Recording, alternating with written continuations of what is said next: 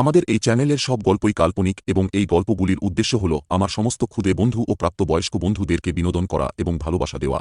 আমাদের গল্পের দ্বারা কোনোরকম কোনো অন্ধবিশ্বাসকে অনুপ্রাণিত করা হয় না এবং গল্পের ব্যবহৃত কথোপকথন দ্বারা কারোর ব্যক্তিগত ভাবনায় আঘাত করা হয় না। নমস্কার বন্ধুরা, আজকে আবার নতুন একটা গল্প নিয়ে তোমাদের কাছে উপস্থিত হয়েছি। আমার এই গল্প যদি তোমাদের ভালো লেগে থাকে তাহলে আমাদের এই চ্যানেলটিকে অবশ্যই সাবস্ক্রাইব করে দেবে আর পাশে থাকা বেল আইকনটি প্রেস করে দেবে যাতে পরের গল্পগুলি সবার প্রথমে তোমাদের কাছে পৌঁছে যায়।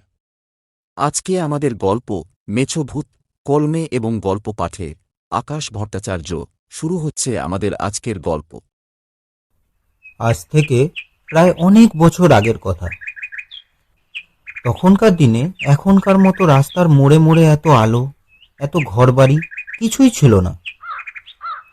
ছিল বলতে চারিদিকে শুধু ফাঁকা মাঠ, জঙ্গল আর দূরে দূরে মানুষের বসতি।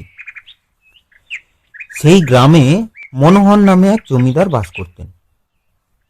উনি ছিলেন একজন ব্রাহ্মণ, খাদ্যরসিক মানুষ। প্রায় 1 কেজি খাসির মাংস একাই খেয়ে ফেলতে পারতেন তিনি।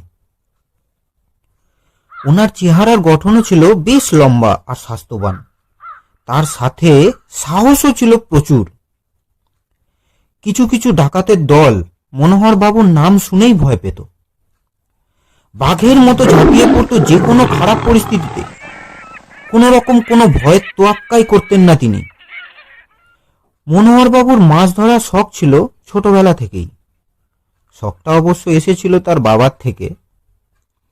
একদিন দুপুরবেলায় খাওয়া দাওয়া শেষ করে ছিপ হাতে বেরিয়েছেন মাছ ধরতে যাবে বলে। মাছ ধরতে যাওয়ার সময় ব্যাগে নিয়েছেন 1 ঠোঙা মুড়ি, সাথে বাতাসা আর ওনার মায়ের হাতে বানানো নাড়ু। একটা তামার পাত্রে খাওয়ার জলও নিয়েছেন ব্যাগে করে। তার সাথে পানের একটা সাজিও নিয়েছেন।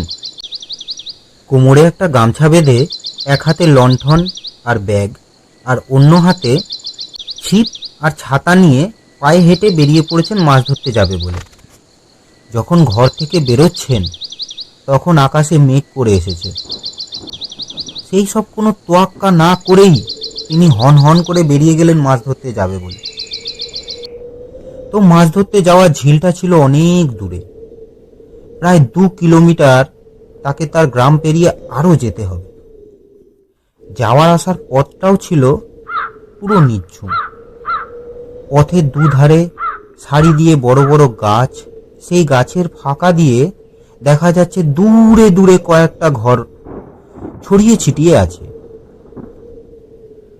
মনোহর বাবু পুরো পথ পেরিয়ে ঝিলে গিয়ে যখন পৌঁছালেন তখন প্রায় বিকেল 4টে বেজে গেছে। গিয়ে বড় বড় 2টো ছিপ জলে ফেলে মাছ ধরতে থাকেন তিনি। কিছুক্ষণ পর থেকে ছিপে মাছও পড়া শুরু হয়। মাছ ধরতে ধরতে খিদে পেলে একটু করে মুড়ি, নাড়ু আর জল বাতাসা খান। মাছও পড়ছিল সেদিন পুরো মনের মতো। সেই মাছ ধরার নেশায় উঠতে উঠতে দেরি হয়ে যায় অনেক। অবশেষে 2টো ছিপ গুটিয়ে নিয়ে উঠে পড়লেন মনোহর বাবু। যখন উঠলেন তখন প্রায় 8টা বেজে গেছে। সবকিছু গুটিয়ে নিয়ে যখন তিনি উঠেছেন তখন হঠাৎ বৃষ্টি শুরু হয়। ঝিরঝির করে বৃষ্টি পড়তে থাকে। সেই বৃষ্টির মধ্যে এক হাতে 2টো ছিপ আর মাছের ব্যাগ আর অন্য হাতে লণ্ঠন আর ছাতা খুলে মাথায় ধরে বাড়ির পথে রওনা হয় মনোহর বাবু। কিছুটা পথ পেরিয়ে আসার পরে খালি ওনার একটা অস্বস্তি হতে থাকে, আর তার খালি মনে হতে থাকে কেউ যেন পিছন পিছন আসছে। উনি একবার পিছনে ঘুরে ভালো করে লণ্ঠনের আলো দিয়ে দেখার চেষ্টা করলেন কে তার পিছু নিয়েছে, কোনো চোর ডাকাতের দল নাকি অন্য কেউ। কিন্তু সে পিছনে ফিরে কাউকেই দেখতে পায় না। লণ্ঠনের আলো যত দূর পর্যন্ত পৌঁছাচ্ছিল তত দূর অবধি তো কেউ ছিলই না। তখন বৃষ্টির বেগটাও একটু বেড়েছে। আবার কিছুটা রাস্তা আসার পরে সেই বৃষ্টি ভেজা কাদা রাস্তায় আবার যেন মনে হয় মনোহর বাবুর, তিনি পরিষ্কার শুনতে পেলেন কেউ যেন তার পিছন পিছন সত্যিই আসছে। পুরো পরিষ্কার পায়ের আওয়াজ। এইবারে তার কোনো রকম কোনো ভুল হয়নি শুনতে। এইবারে আর পিছনে না ফিরে দাঁড়িয়ে পড়ে মনোহর বাবু, আর ভারী গলায় জিজ্ঞেস করে, কে রে তুই? তুই কেন আমার পিছন নিয়েছিস? কি চাই তোর? প্রথমবার বলার পরে কারোরই সাড়া পাওয়া যায় না। কারোর সাড়া না পেয়ে আবার তিনি চলতে শুরু করেন নিজের মতো। আবার কিছুটা আসার পরে সেই পায়ের আওয়াজ যেন আরো কাছে অনুভব করে মনোহর বাবু। তখন তিনি দাঁড়িয়ে পড়ে রাস্তার মাঝখানে। সে দাঁড়িয়ে পড়ার সাথে সাথেই পিছনে যে পায়ের আওয়াজটা তার পিছু পিছু আসছিল সেইটাও থেমে যায়। এইবার উনি আরো জোরে হাঁটা লাগালেন। তখন উনি শুনতে পান সেই পায়ের আওয়াজটাও জোরে জোরে তার পিছন পিছন আসছে। এরপর উনি দাঁড়িয়ে পড়লেন চুপ করে রাস্তার মাঝখানে। চারিদিক নিস্তব্ধ, শুধু ঝিঝি পোকা ডাকছে আর কয়েকটা ব্যাঙের গোগানি শোনা যাচ্ছে দূর থেকে। আর বৃষ্টিটাও তখন ভালোই জোরে হচ্ছে, তার সাথে হালকা হালকা বিদ্যুৎও চমকাচ্ছে। আর ওই বিদ্যুতের আলোয় চারিদিকটা কিছুক্ষণের জন্য আলো করে দিচ্ছে। সেই অবস্থায় মনোহর বাবু পিছনে না ফিরে ভারী গলায় জিজ্ঞেস করে, কে তুই? আমার পিছনে পিছনে কেন আসছিস? তোর কি চাই? প্রথমবার সারা শব্দ পাওয়া যায় না কোনো রকম। সারা না আসতে দেখে আবার জিজ্ঞেস করেন তিনি, কি হলো? কে তুই? তুই কেন আমার পিছন পিছন আসছিস? তোর কি চাই জিজ্ঞেস করছি তোকে। এইবারে প্রশ্ন করা শেষ হওয়ার সাথে সাথেই যেন একটা ঠান্ডা হাওয়া ঠিক ঘাড়ের কাছে অনুভব করলেন মনোহর বাবু। যেন মনে হয় কেউ নিঃশ্বাস ফেলছেন তার ঘাড়ে। তার সাথে বিকট একটা দুর্গন্ধ। সেই দুর্গন্ধ ওনার নাকে এসে লাগে। সেই গন্ধে প্রায় বমি উঠে আসার জোগাড়। যেন অনেক দিনের পচা মাংসের গন্ধ। আর তার সাথে একটা চাপা বিকট গলার আওয়াজ খুব ভাঙা গলায় বলে ওঠে,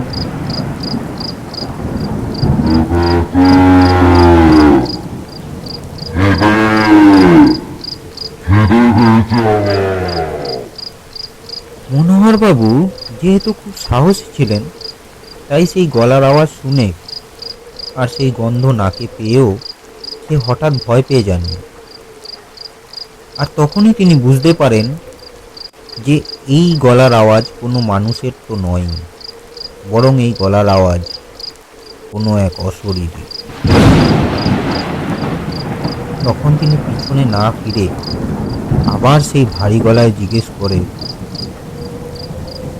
কি চাই তোর? সেই অশরীরী তখন সেই বিকট গলায় আবার বলে ওঠে,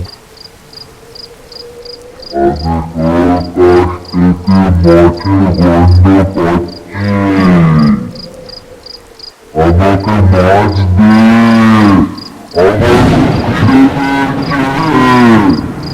আমি থাকতে পারছি না, এই খিদের জ্বালা সহ্য করতে পারছি না, আমার মাছ দে। মনোহর বাবু তখন বলেন, দেব তো, চল আমার সাথে আমার বাড়ি পর্যন্ত, তারপরে তুই মাছ পাবি, তার আগে তো আমি তোকে মাছ দেব না। সেই কথা শুনে সেই অশরীরী রেগে যায়। রেগে গিয়ে বলে,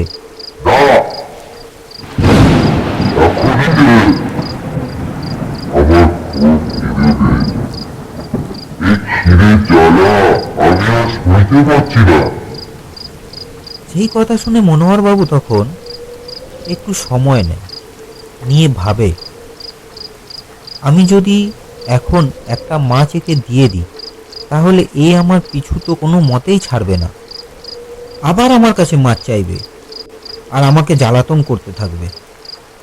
এই ভেবে উনি তখন বলে, দেবো তো, একটা নয় দুটো মাছ দেবো। আগে তুই আমার বাড়ি অব্দি চল, তারপরে দেবো।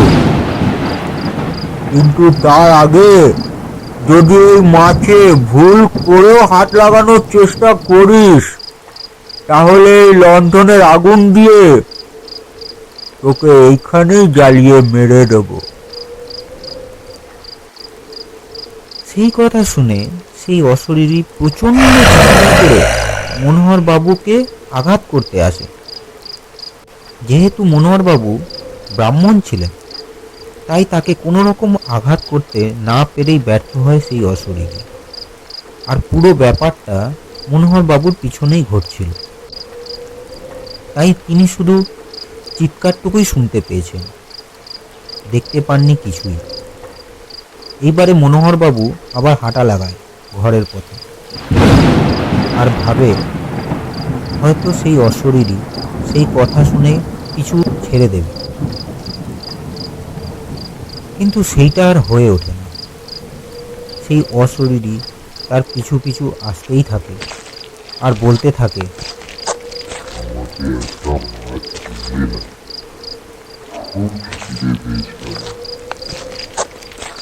কোনো কথাই মনোহর বাবু তোয়াক্কা করে না।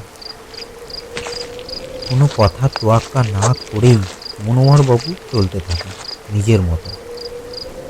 এরকম করতে করতে সেই অশরীরী আর মনোহর বাবু একই সাথে ঘরের কাছে এসে পৌঁছে।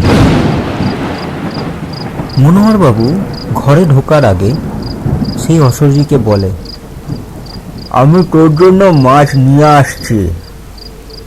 যখন হাতটা বাড়াতে বলবো, তখন হাতটা জানলার ভিতরে বাড়িয়ে দিবি। এই বলে পাশের একটা জানলা আঙুল দিয়ে দেখিয়ে দেয়। তিনি এই কথা বলে বাড়ির ভিতরে ঢুকে পড়ে। এরপরে তিনি কথা মতো একটা নয় দুটো বড় বড় মাছ নিয়ে আসে, ভালো করে পরিষ্কার করে নিয়ে এসে জানলা দিয়ে হাত বাড়াতে বলে সেই অশরীরীকে, কিরে মাছটা নে, হাতটা বাড়া জানলা দিয়ে। মনোহর বাবুর কথা শুনে সেই অশরীরী সেই জানলার ভিতর দিয়ে হাতটা বাড়ায়। মনোহর বাবু তার সেই হাত দেখে ভয়ে আটকে ওঠে। সেই হাতের কোথাও মাংস আছে, কোথাও নেই, আর যেখানে আছে পুরো পচা গলা, কোথাও আবার পোকাও চলছে। সেই মাছ দুটো মনোহর বাবু তার হাতে তুলে দেওয়ার আগে ভারী গলা করে আবার বলে ওঠে, শোন, আমি তোকে আমার কথা মতো দুটো মাছ দিচ্ছি। এই মাছ নিয়ে যাওয়ার পরে আর কোনোদিনও এই বাড়ির চৌহদ্দিতে যদি আমি দেখেছি, তাহলে আমার থেকে খারাপ আর কেউ হবে না। তখন সেই অশরীরী বলে ওঠে, ঠিক আছে, আর কোনোদিনও আসবো না। তোর এই বাড়ির আশেপাশে আমি আর কোনোদিনও আসবো না। দে আমার মাছ দে। সেই কথা শুনে মনোহর বাবু দুটো মাছ তার হাতে ছুঁড়ে দিয়ে দেয়। এরপরে সেই মাছ পেয়ে বিকট একটা হাসি দেয় সেই অশরীরী।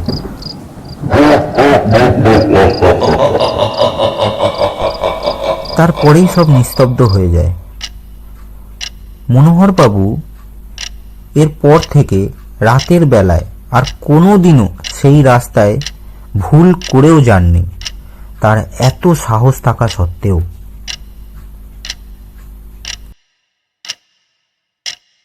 আজকের গল্পটি আপনাদের কেমন লাগলো অবশ্যই আমাদের কমেন্ট করে জানাবেন। এরকম গল্প আরও শুনতে হলে আমাদের এই চ্যানেলটি সাবস্ক্রাইব করে নেবেন আর পাশে থাকা বেল আইকনটি প্রেস করে দেবেন, যাতে পরের গল্পগুলি সবার প্রথমে আপনাদের কাছে পৌঁছে যায়।